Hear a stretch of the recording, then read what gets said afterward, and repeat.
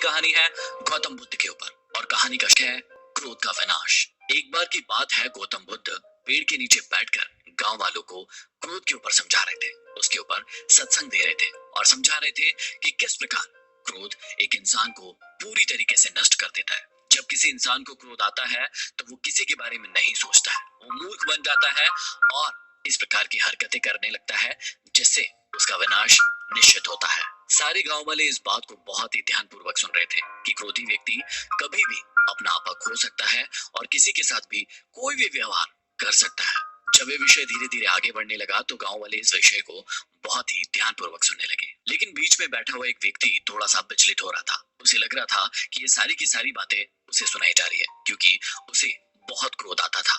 जैसे जैसे ये विषय आगे बढ़ता गया, उस व्यक्ति का क्रोध और बढ़ता गया और वो अपने स्थान से खड़ा होकर गौतम बुद्ध के पास गया और उनके मुंह पर थूक दिया और कहने लगा कि क्या फालतू की बातें कर रहे हो, क्या बकवास कर रहे हो, हमें तुम्हारी ये फालतू की बातें नहीं सुनना, यहाँ से चले जाओ। जब गांव वालों ने देखा कि वो व्यक्ति गौतम बुद्ध के साथ इस प्रकार का व्यवहार कर रहा है तो गांव वाले गुस्सा हो गए और उसे मारने के लिए दौड़ पड़े। लेकिन गौतम बुद्ध अभी भी शांत थे और उसी मनोभाव में थे जिस प्रकार पहले वे सत्संग दे रहे थे।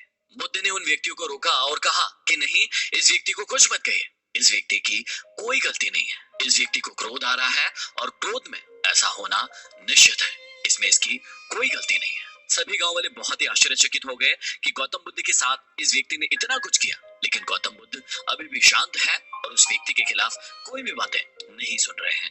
थोड़ी देर के बाद वो व्यक्ति वहां से चला गया और सारे लोग अपने क्रियाकलाप में लग गए। रात में जब वो व्यक्ति सोया तो उसे अपनी गलती का एहसास हुआ। सुबह उठकर जल्दी वो गौतम बुद्ध के पास पहुंचा और उनके पैरों में गिरकर रोने लगा, गिड़गिड़ाने लगा कि मुझसे बहुत ही बड़ी गलती हो गई है, मुझे माफ कर दीजिए, मैंने कल आपको बहुत अपशब्द कहे, बहुत ही बुरा व्यवहार किया और इसके लिए आप जो सजा मुझे देना चाहते हैं वो दे। बुद्ध ने उस व्यक्ति को उठाया और कहा कि मैं बीते हुए दिनों की बातों को याद नहीं रखता हूँ और तुम्हें भी यही करना चाहिए।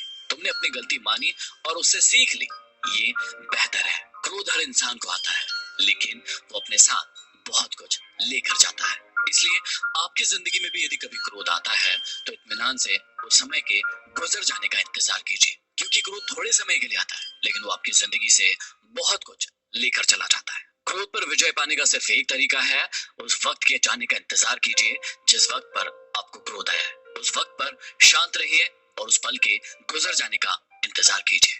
आपकी जिंदगी में सब कुछ अच्छा होगा। तो ऐसे ही महापुरुषों की महान कहानियां सुनने के लिए मेरे साथ जुड़े रहिए।